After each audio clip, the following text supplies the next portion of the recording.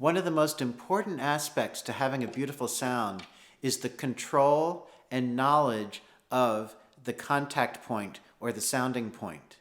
What is the contact point or sounding point? Let's just call it the contact point. They're really the same thing. The contact point is the point where your bow touches the string. So it can be right in the middle, it can be near the fingerboard, it can be near the bridge, or anywhere in there. And where you play really affects the way that you sound. For instance, if I play that same passage from the Andante and Hungarian Rondo by Weber, near the fingerboard, I get a different sound.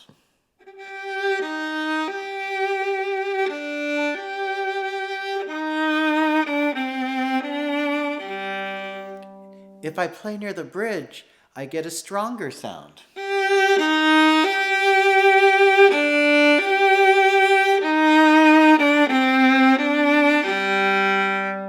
When we're first starting to learn, we are usually told to play with the bow right in the middle between the bridge and the fingerboard. So we get kind of a good middle-of-the-road sound, a mezzo forte, nice instrumental sound, like this.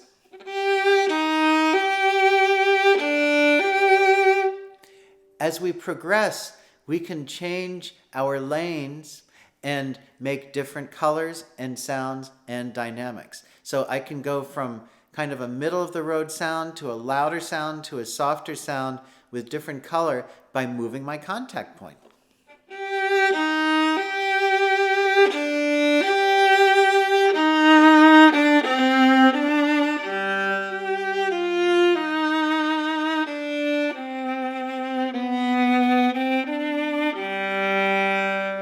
So you'll hear that there are different colors happening. So that's how I learned to play beautifully and colorfully on the viola.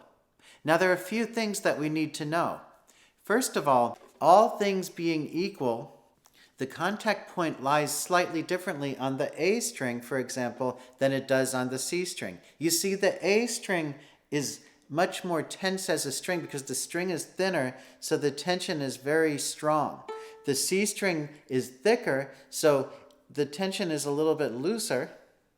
Therefore, we have to touch the string in a different place to get the same color or sound. On the A string, we need to be closer to the bridge. On the C string, maybe a little farther to match colors. What's the most important thing here is that we all have wonderful ears, and we need to listen and monitor what our sound sounds like so we can adjust our contact points accordingly. If I try to play on the C string too close to the bridge, I get kind of a ponticello sound, as we call it, kind of a strange sound like that. So I need to start my strokes slightly more away from the bridge. But if I do that on the A string, my sound doesn't have the same quality, so I need to pull it over closer to the bridge. So I can play a scale and look for sweet spots on each note of the instrument, which I do very often for practice.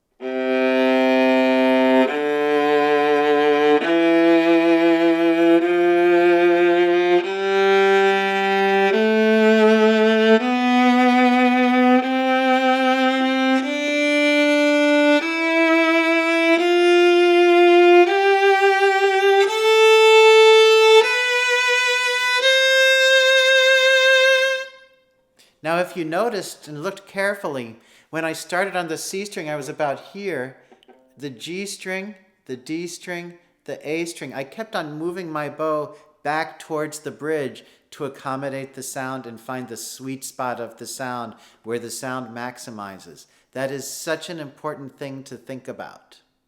Now let's go to a piece.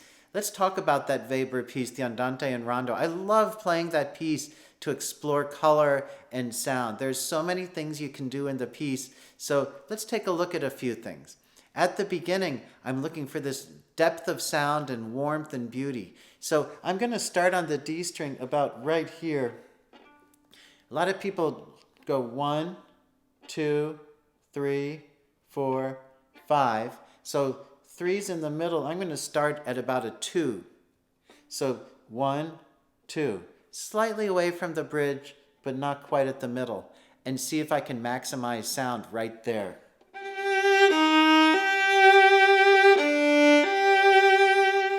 That's good. I'm going to move to the G string and move slightly, maybe to number 3. Back to the D string. I'm moving towards the bridge.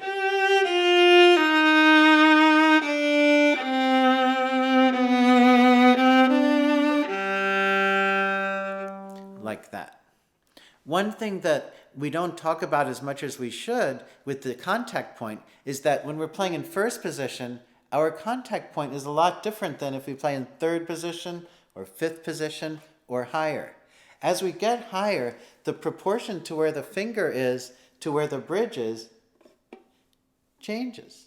It gets smaller. The distance gets smaller. So here we have a long distance between the first finger and the bridge, and here we have a much shorter distance. So if I play here, and my contact point is right there, then when I move up to here and I play the same note, I don't get the same quality. In other words, when I play the first finger here, my contact point is there. As I move up, my contact point needs to adjust so that the proportion between here and between the bridge and the contact point and the contact point and the finger remain the same. So in a general rule, as you go higher, your bow needs to go closer to the bridge. We can do it with a little shifting exercise.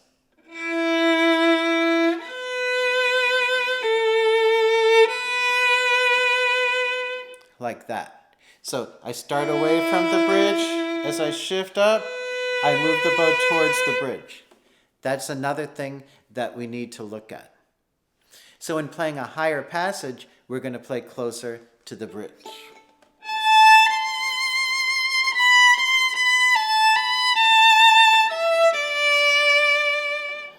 Like so.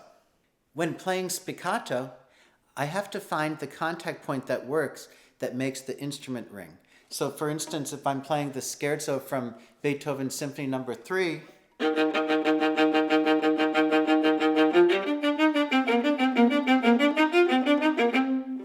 I've tried to find a place to bounce the bow where it really rings. If I go too close to the fingerboard,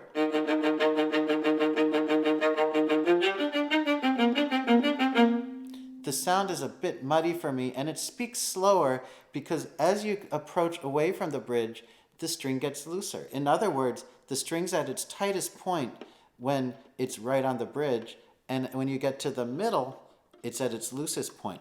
So we want to find a place where the string feels springy to the bow. To me, it's about right here.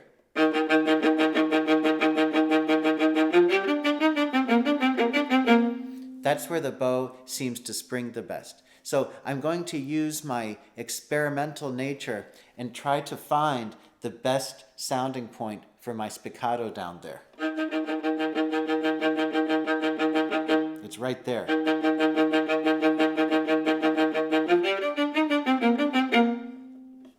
Now to do this, we can be visual and look at it, and we can also use our ear to hear the sound.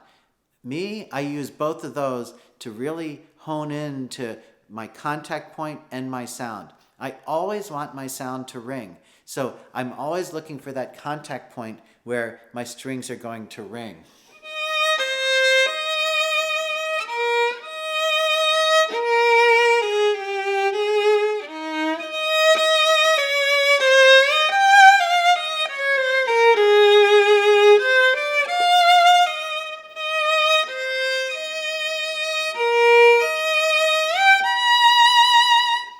You can see my contact point is constantly changing because I'm trying to maximize my sound. If I play something French,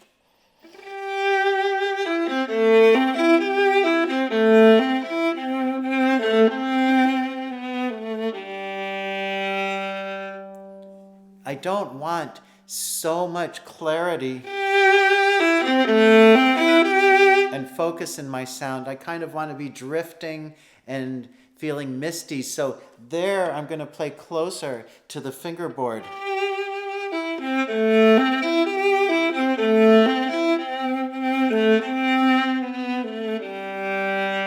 So my bow's going to go faster, and I'm going to play closer to the fingerboard to make that sound work.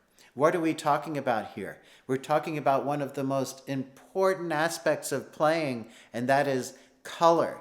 Color is so important. If you play a piece with the wrong color, it doesn't really work. We try to find colors so that when people listen to the pieces, they see the beauty of the piece. And we can get that by looking at the contact point all the time. Back to the Weber, I'm going to try to really experiment and show some ways that I use contact point. So let's look at the rondo part now in the Weber and see how I utilize the contact point to make that sound exciting at the beginning of that section.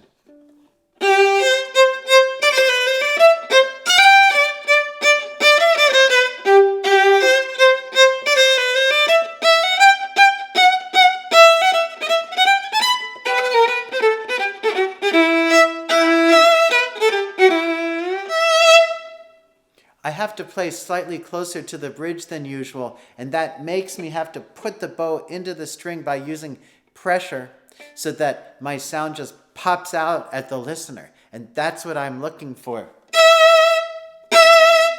If I play here, I get this sound. So I need the weight on the string, and I need to be able to get the sound out quickly. So that's how I use the sounding point over there.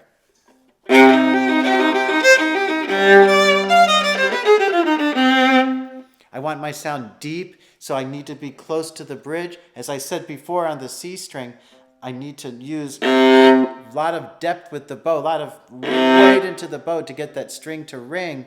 And then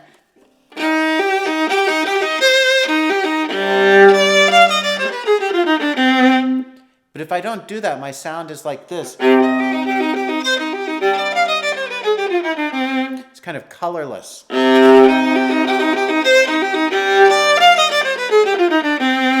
I think you get the point there. Here, with that swashbuckling area,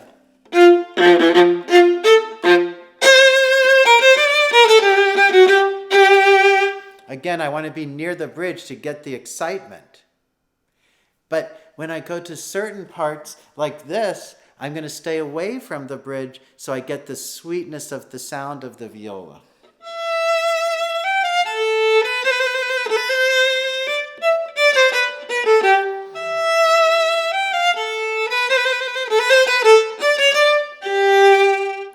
I like to practice that part because I've got the sweetness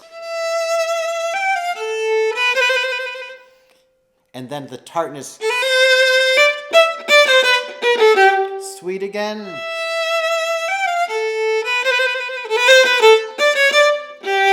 And tart. You notice the tartness comes from playing near the bridge, the sweetness from maybe a little bit farther away from the bridge. So it's tricky, but if we experiment like that, we end up having tons of color. Can you do this as a beginner, or is this an advanced technique? Well, as a beginner, you can of course do this because you can play more simple pieces and really, really experiment with this. Even we go back to Suzuki Book 1, way back. So we have...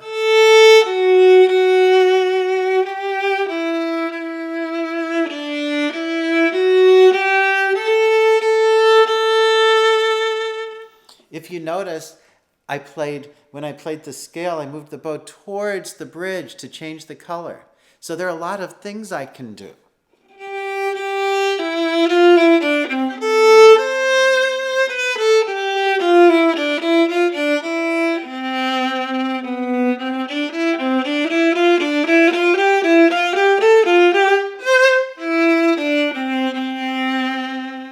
Just a few examples. So even if we're only aware that there's the contact point that can change the sound, that will in effect already change your playing for the better. So your playing becomes really enriched when you use the contact point all the time.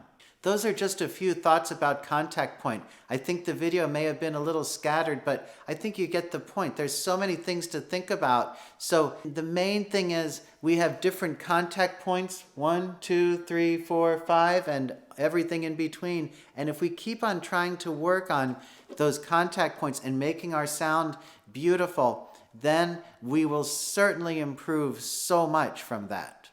Well, I hope this was helpful to you, and I hope you can practice your contact points. Let me know how that works for you by leaving the comments below. And until the next time, happy practicing!